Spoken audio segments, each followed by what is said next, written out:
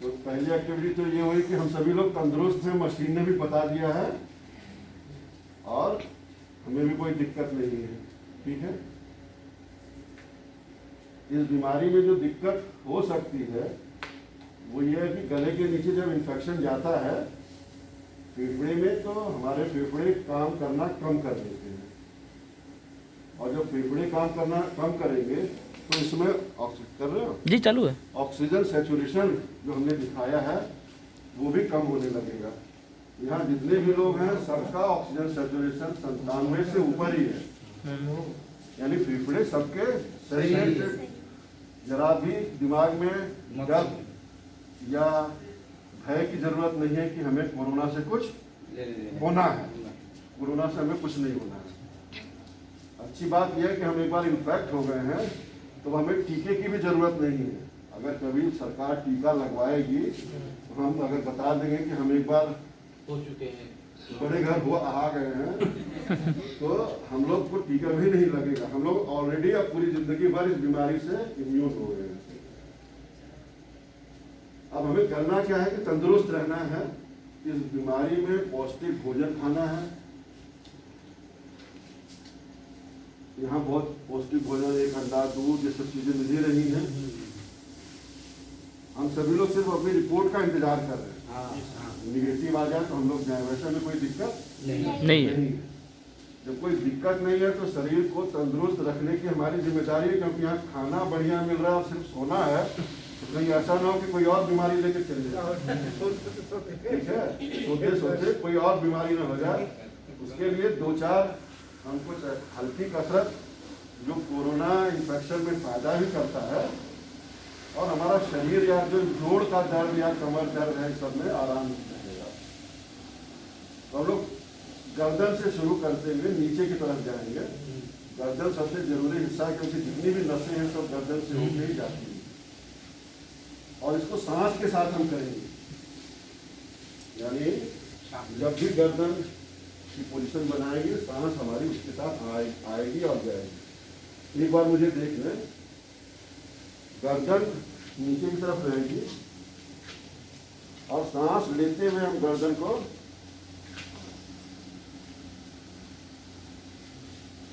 जितना ऊपर ले जा सकते ले जाएंगे और सांस छोड़ते हुए फिर वापस आ जाएंगे।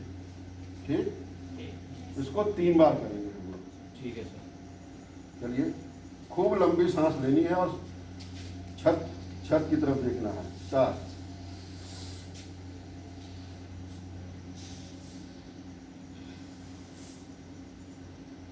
सांस रोक के रखना जरूरी है, इससे फेफड़े आपके फैलेंगे। अरे मुंडी ऊपर करो, ऐसे नीचे क्या देख रहे हो, ऊपर जाना है कि ना।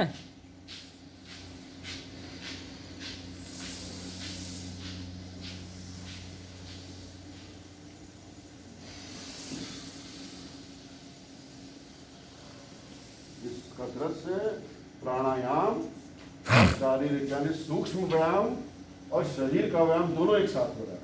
ठीक, अब गर्दन हम बाएं तरफ ले जाएंगे, सांस लेते हुए बाएं जाएगी और फिर बीच में सांस छोड़ते हुए फिर दाहिने, फिर बीच में, जब बीच में आएंगे तो सांस छोड़ेंगे, बाएं और दाएं जाएंगे तो सांस लेंगे। देखिए,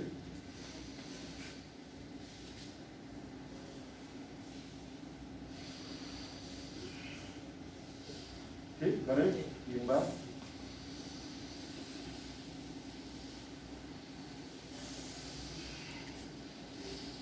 आप भी करें भाई, आप भी करें। सब लोग करो। जो करेगा उसी को फायदा है, किसी का किया हुआ इसमें किसी को दूसरे को फायदा नहीं मिलेगा।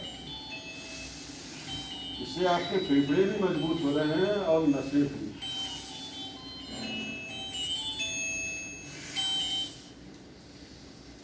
ठीक, बाएं से शुरू करके हमें बाएं ही खत्म करना है। हमेशा कोई भी एक्सरसाइज हम बता रहे हैं बाएं से शुरू होगी। अब बाएं कंधे की तरफ हमें कंधा नहीं उठाना है, कान को कंधे तक ले जाना है और सांस लेते हुए फिर बीच में आएंगे, फिर दाहिने कंधे की तरफ सांस लेते हुए कंधे की तरफ जाएंगे और बीच में आते हुए छोड़ेंगे। और जितना लंबा आप रोक सकते हो, जितना देर उतना रुकना है।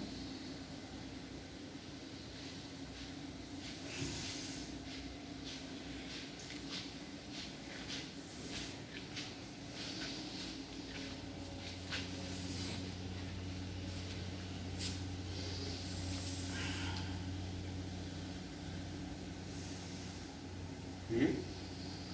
अब गर्दन को 360 डिग्री हम घुमाएंगे, 3 बार करेंगे। सांस लेते हुए शुरू करेंगे और जब गर्दन पीछे जाएगी बीच में, वहां से सांस छोड़ेंगे। देखिए ऐसे।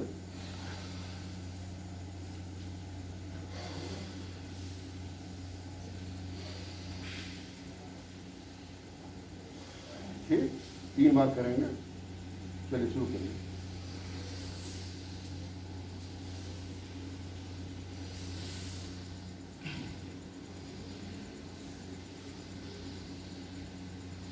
अब 3 बार दाएंगे। इसमें लेते हुए शुरू करेंगे, पीछे जब गर्दन पहुंचेगी तो वहां से छोड़ना शुरू करेंगे। और जितना धीरे धीरे करेंगे, जितनी लंबी सांस लेंगे, उतना हमें फायदा होगा। ये तो हो गया।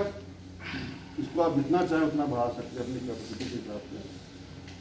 उसके बाद एक एक्सरसाइज हम बताते हैं उन लोगों को जिनका दिल और दिमाग दोनों चाहते हो तंदुरुस्त हो, दिल का दौरा न पड़े और कभी फालिज न मारे। ब्लड प्रेशर के मरीज हो, जो शुगर के मरीज हो, या कोई और तकलीफ हो, वो सब इसको कर सकते हैं। बहुत साधारण एक्सरसाइज है। और हमारे इन हाथों में, दिमाग में ये हाथ सबसे ज़्यादा जगह घेरते हैं। अगर दिमाग को स्टिमुलेट करना है, दिमाग तक कोई बात पहुंचानी है, एक तो नाक में हमारे ऑल्फैक्टरी नर्व होती है, यानी एक नस होती है जो सीधे दिमाग में कनेक्ट होती है। 12 नसें होती हैं जो दिमाग से निकलती है, उसमें से एक जो सबसे छोटी नस होती है वो सीधे सीधे नाक में आके खुलती है। या अगर हम उस नस को सांस के जरिए, जब हम सांस लेते हैं तो वो नस स्टिमुलेट होती है और ब्रेन को हमारे अच्छा लगता है। दूसरा ब्रेन को स्टिमुलेट करने का तरीका, खून का दौरा सही करने का तरीका, ये हाथ है। तो हम लोग जो है, मुझे आप देखेंगे 9 बार हर स्टेप होगा, ताली बजानी है। ठीक है, हाथ आराम से 1 2 3 4 5 6 7 8 9। हाथ ऐसे बुलाना नहीं है, हाथ सीधा रहेगा। ठीक, 9 बार। उसके बाद हाथ को ऐसे कप बनाएंगे, ऐसे चांटा नहीं, ऐसे ये। ठीक है, थपकी जैसे देते हैं, थपकी। नागिन डांस करती हो, नाक कैसे बनाओ, नाक जैसे बनाओ। उसके बाद बाएं हाथ को सीधा करेंगे और ये जो हिस्सा जहां नसों का गुच्छा होता है, 1 2 3 4 5 6 7 9। फिर दाहिने हाथ को सीधा करेंगे और इस पे 9 बार, 1 3 4 5 6 7। फिर हाथ को फिर से रखेंगे और यहाँ सबसे ज़्यादा गुच्छा होती है, इधर दिल का खून निकलता है जो पूरे शरीर में जाता है। तो इसको हम 1 3 4 5 जितना अच्छे से तेज से मारोगे, और फिर 1 2 3 4। ठीक है, 2 बार करेंगे इसको लगातार। चलिए, 1 2 3 4 5 6 7 8 9। 1 2 दाहिने हाथ से,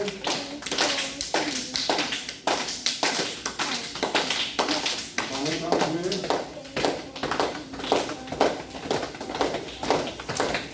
दाहिने हाथ में। एक बार और करेंगे। हाथ लाल हो जाना चाहिए हाथ में।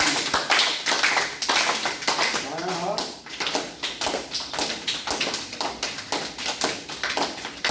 दाहिना हाथ,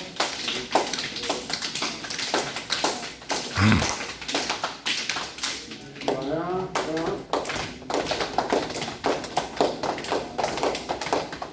दाहिनी हाथ।